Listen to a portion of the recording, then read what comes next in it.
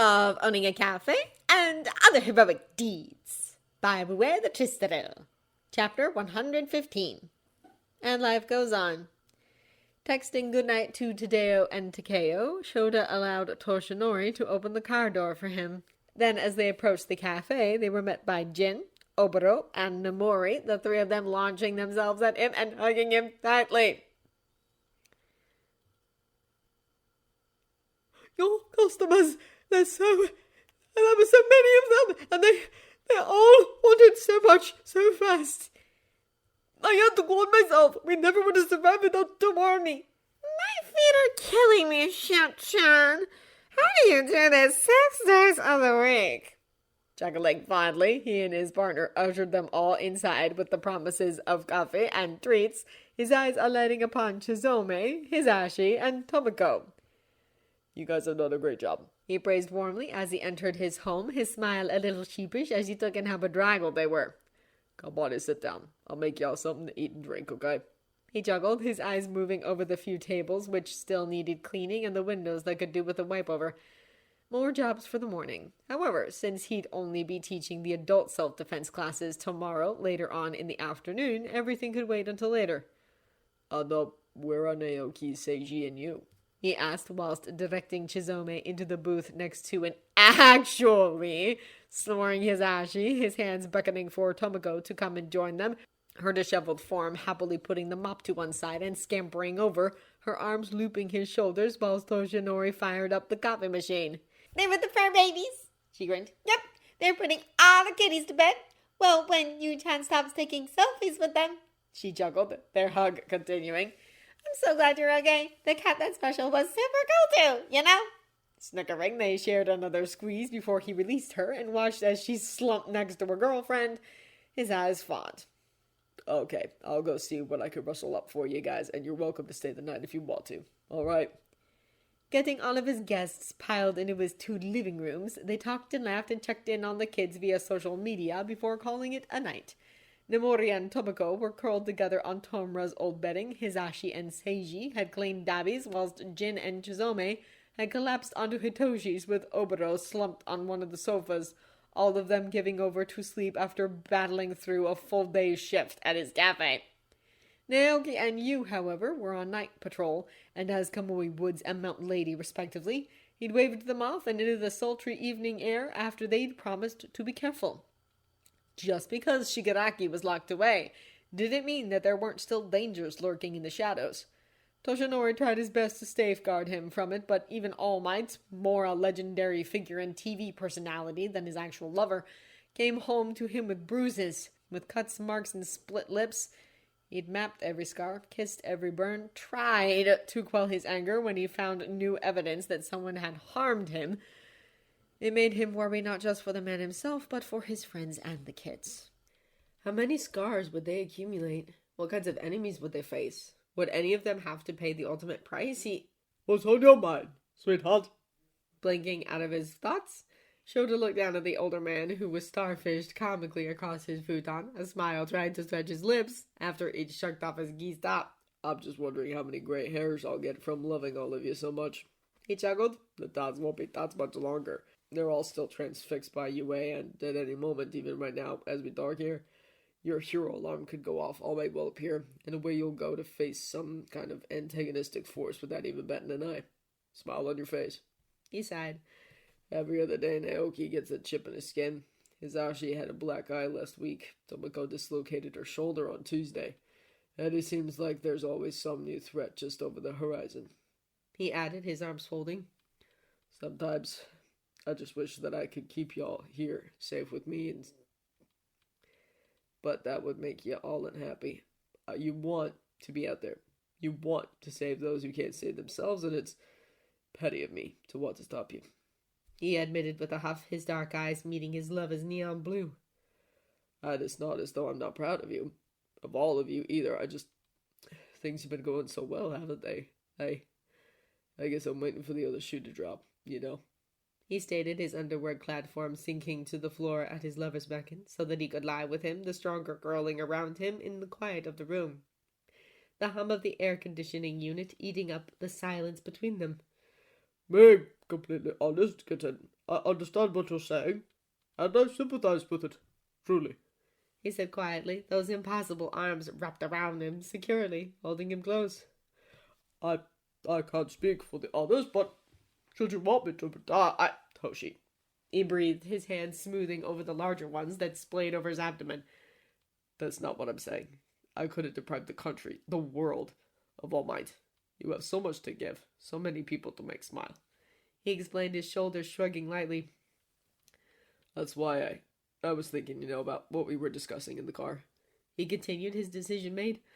Later on in the year, once all of the UA kids are back on site, settled in, after our wedding, I'll take Nezu up on his offer. He told the other, his conscience reconciled. Who better to be out there, licensed, and able to keep an eye on you reckless, irrational yahoos than me? 1 beat, 2. What? Shouta! What? Huffing through a laugh as the other rolled onto his back, pulling him along for the ride. The dark-haired eatery owner huffed incredulously and floundered a little as the other sat up and swaddled him in a hug, the soft lips peppering kisses all over his face. In hindsight, this was probably a mistake. This is probably something he shouldn't give into. It was reckless, stupid, impulsive. He didn't have the time, the advocacy, but... Oh, sweetheart, really? You mean it? As he looked into his partner's face, thought about the good he could do, the protection he could offer his friends, his kids, and even someone as powerful as All Might. I'm not in the habit of saying things I don't mean it. Well, since we left the car, since I got to see the children enjoy the dorm so much, it got me thinking about the future. He told him, his cheeks flaming under the affectionate assault. Besides, I already have a few villain captures under my belt, don't I? Ah, that you know, kitten. The other murmured dreamily. But don't think, not even for 1 second, that we won't be working just as hard to shield and protect you, He stated, his face suddenly serious. Smiling in the near darkness of the room, he smoothed his hands across the other's handsome, angular jaw. Are you kidding? He grinned, his head shaking ruefully. I'm counting on it. Waking up at 4:45, Shouta scrubbed a hand over his face and sighed quietly. His lover was still fast asleep, his mouth partially open, that handsome countenance only more so since the worries of the waking world couldn't reach him in whatever dream he was enjoying. Similarly, he could hear snores reverberating around his living room outside. His psyche taking a moment to enjoy the pleasure of having a full house gave him. However, knowing that he wouldn't be able to nod off again, he untangled himself from the slumbering giant and scampered towards his wardrobe. Then, his running outfit on, he slipped out of the room. He could do his regular kata and warm-up exercise downstairs, after all, and get the rice for everyone's breakfasts started too, couldn't he? Nodding to himself, he checked over his friends before quietly heading towards the back stairs. The first thing he needed to do was to check on the cats, fill up their food and water bowls, and let them access their litter trays before they began another day of communal living. Good morning, everyone, he greeted fondly, the younger felines already awake and mewling for his attention. Such good kitties. Hey, Gigi. How are you doing? I'm sorry your favorite person isn't here right now, but he will be, he murmured to their eldest resident, the grey feline yawning at him and chuffing as he gently dislodged him from his bed and placed him directly onto his preferred litter tray next to a similarly tired Hime. Then the more rambunctious creatures, already bowling through the cat flaps and into the enclosure to play or resettle for a further nap, he dished out their food, poured fresh filtered water into their bowls, and gave Hahue a fond tickle behind the ears and under her chin. I'll see you later, okay? He told her, the soft purr she admitted, causing him to smile brighter before he carefully made his way out of the cat maintenance room. There had been too many times just lately that the youngest members of their feline family had nearly gotten out.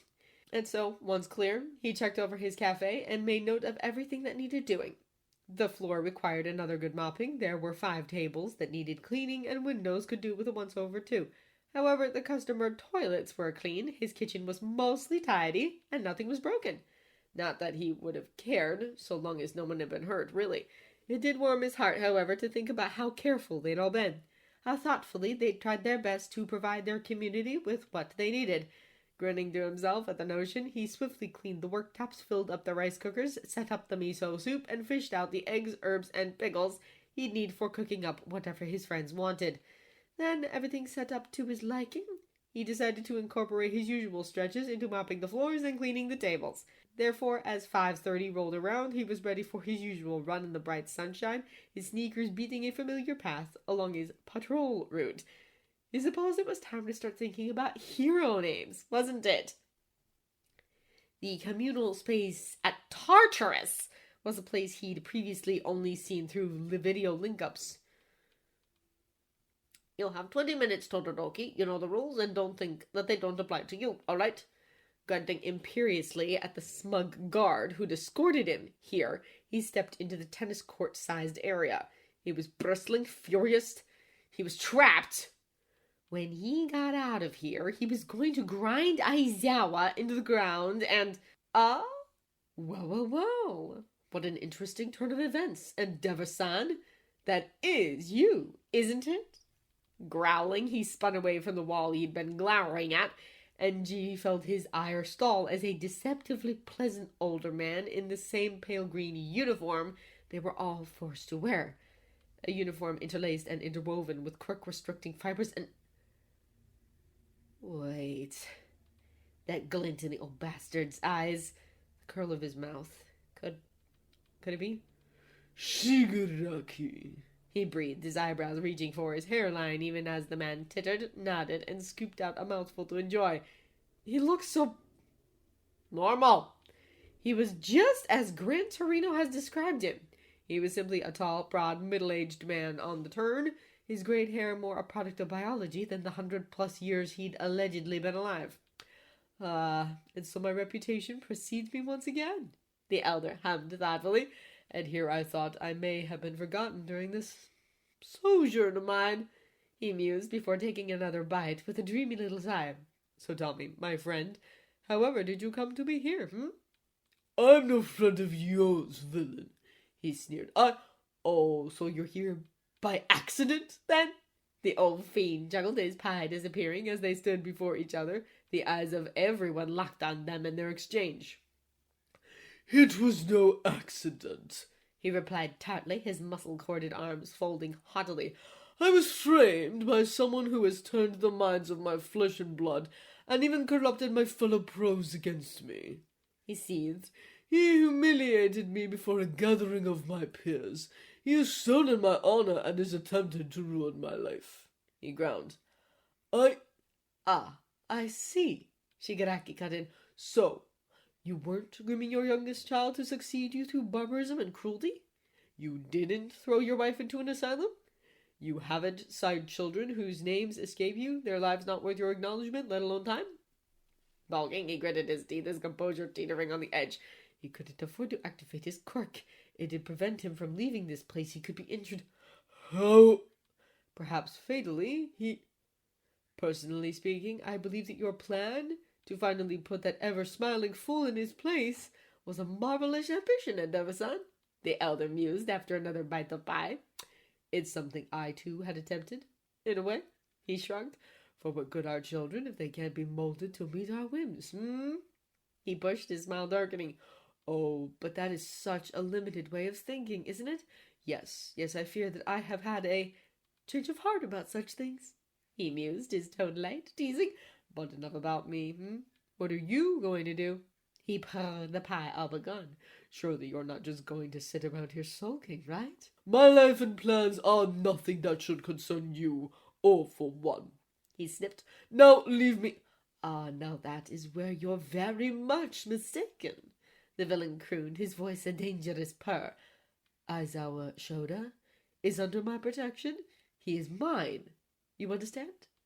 He said in a whisper so soft and menacing that it sent a literal chill up his spine. What? That jumped up little shits was one of Shigaraki's minions? Oh God! Suddenly so many things made sense. Therefore, as a friend, allow me to give you one small piece of advice, he murmured, his eyes momentarily alight with some strange power that only he could see. Everyone and everything around them seemed to be frozen. This aura, it was intimidating. choking him, should you make a move against Aizawa or any of his charges, you will be very sorry, he stated. If he has chosen to take in your children, then so be it. They're lost to you, and that is for the best.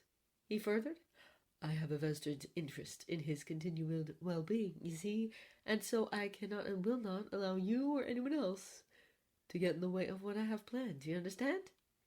Swallowing thickly, he somehow managed to grunt the affirmative, the spell between them broken.